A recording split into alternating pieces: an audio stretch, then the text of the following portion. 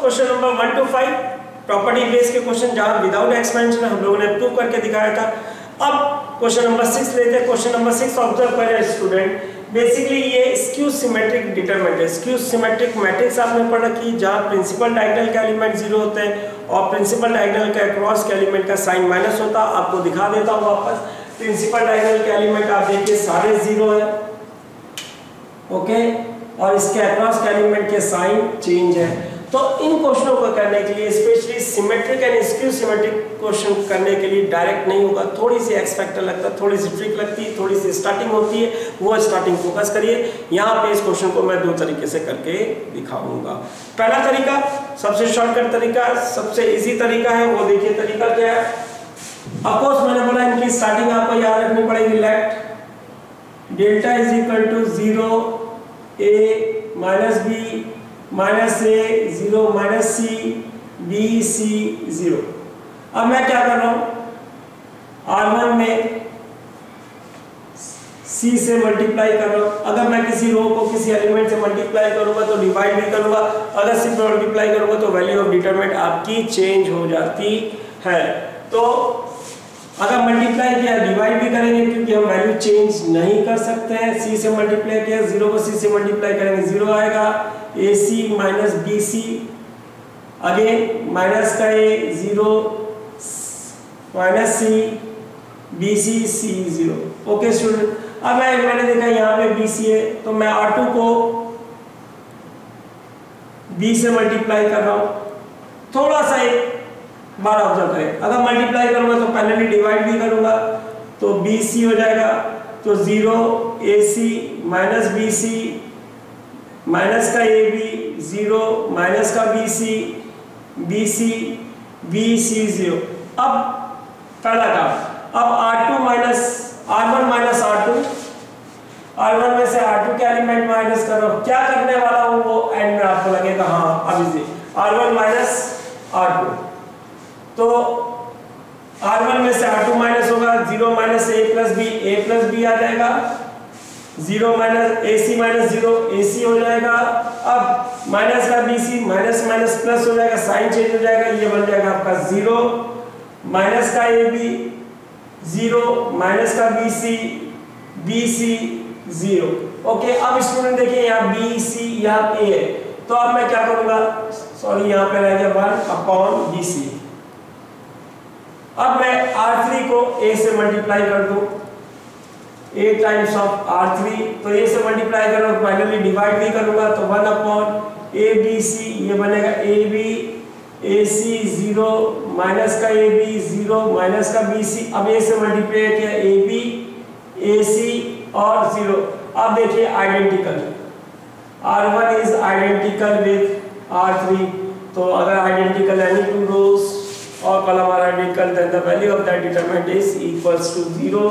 तो यहाँ से 1/ABC is into 0 is equal to 0। ये पहला तरीका है जो स्क्यू सिमेट्रिक। आप नोटिस करिएगा एक्सरसाइज में भी लास्ट में क्वेश्चन नंबर 12 13 14 में स्क्यू सिमेट्रिक का वहाँ मल्टीप्लाई करेंगे, फिर साथ साथ डिवाइड करेंगे, फिर क्वेश्चन को प्रेजेंट करेंगे। ये सीधे तरीके से नहीं होती। कौन कौन सी, symmetric and skew symmetric matrix वाली डिटरमिनेंट। अब इसको मैट्रिक्स से अगर करेंगे तो थोड़ी सी प्रॉपर्टी लगेगी जो मैंने पिछला वीडियो शेयर कर रखा है, उसमें बता रखा है।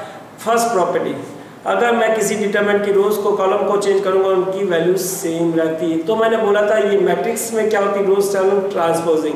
तो इसका मतलब किसी भी मैट्रिक्स क्या डिटरमिनेंट की वैल्यू बराबर होगी उसके ट्रांसपोज मैट्रिक्स, क्योंकि हर एक स्क्वायर की मैट्रिक्स एक वैल्यू यूनिक होती है।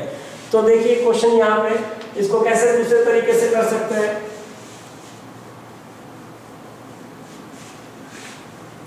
पर यह वाला तरीका इजी, दूसरा वाला भी इजी, सारे तरीके जो आपको समझ में आ रहे। तो मैं इसकी मैट्रिक्स बना रहा हूँ A, इसको मैट्रिक्स के थ्रू कर रहे हैं। Let A is equal to 0 A minus B minus A 0 minus C B C 0। Okay, ये बन गई क्वेश्चन नंबर 1। अब इसकी ट्रांसपोजिंग करूं, A ट्रांसपोज क्या होगा मेरा, रोज को कॉलम में चेंज करेंगे 0 A minus B -a 0 -c b c 0। ये चीज मैं डायरेक्ट भी लिख सकता हूँ। अब माइनस कॉमन निकालूं यहाँ पे, तो a transpose is equal to -1 into 0 a minus का b a 0 c। Okay student, a 0 यहाँ से माइनस कॉमन निकालो, माइनस का a माइनस का c, यहाँ से माइनस कॉमन निकालो b c 0। आप चेक करेंगे इक्वेशन नंबर 1 में which is nothing but,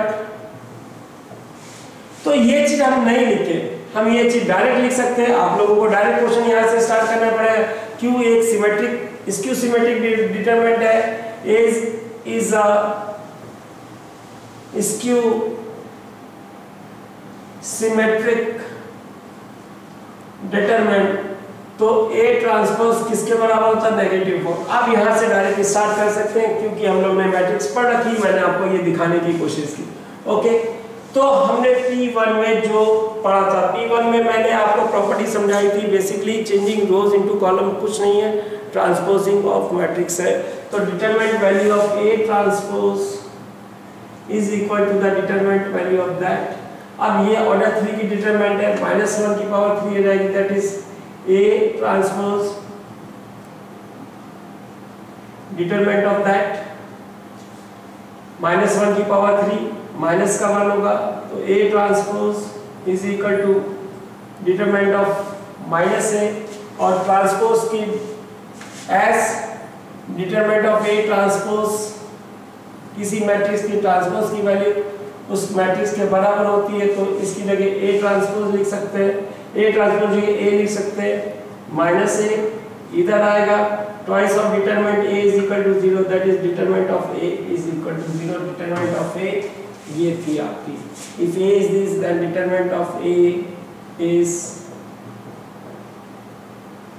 0 A minus B minus A 0 minus C B C 0।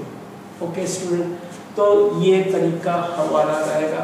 मैं एक बार वापस एक्सप्लेन कर सकता हूँ, हो सकता है आपका ऊपर से निकल गया। क्या किया हमने इस डिटरमिनेंट को A मैट्रिक्स से रिप्रेजेंट किया। अब हमने प्रॉपर्टी नंबर फर्स्ट में पढ़ रखा था, चेंजिंग रोज इनटू कॉलम कुछ नहीं होता है, वो ट्रांसपोजिंग ऑफ मैट्रिक्स होती है। तो वहाँ से हमने कंक्लूड किया था किसी भी मैट्रिक्स की ट्रांसपोज की determinant value of A transpose is equal to determinant of value of A। ये प्रॉपर्टी 1 का हमारा कंक्लूजन था। ओके स्टूडेंट, मैं रिपीट कर रहा हूँ। ओके स्टूडेंट, अब हमारे पास क्या है, क्योंकि हमारे पास ये स्क्यू सिमेट्रिक मैट्रिक्स है, this is equal to this, दोनों साइड डिटरमिनेंट ले लेते हैं, determinant of A transpose determinant of -A। Okay, determinant of A transpose is equal to determinant of A, और यहाँ पे क्योंकि ऑर्डर 3 की है, हर एक रो से -1 कॉमन निकालेंगे तो साइन चेंज हो जाता, तो ये -1 की पावर 3 रोज है, स्क्वायर मैट्रिक्स है ऑर्डर 3 की। डिटरमिनेंट ऑफ -1 की पावर 3 माइनस का 1 होता है, that is -1 into determinant of A। Determinant of A that is determinant of A is equal to minus determinant of A, minus वाला इधर आएगा प्लस का आ जाएगा, that means twice the determinant of A is equal to 0। 2 से divide करेंगे, determinant of A is equal to 0। तो ये तरीका, ये थोड़ा मैट्रिक्स बेस्ड तरीका हो जाता है। पहला वाला तरीका इजी है, आपको इजी दोनों तरीका है। यहाँ पे प्रॉपर्टी लग रही है P1 की वहाँ पे। Okay, I hope you got it, thank you.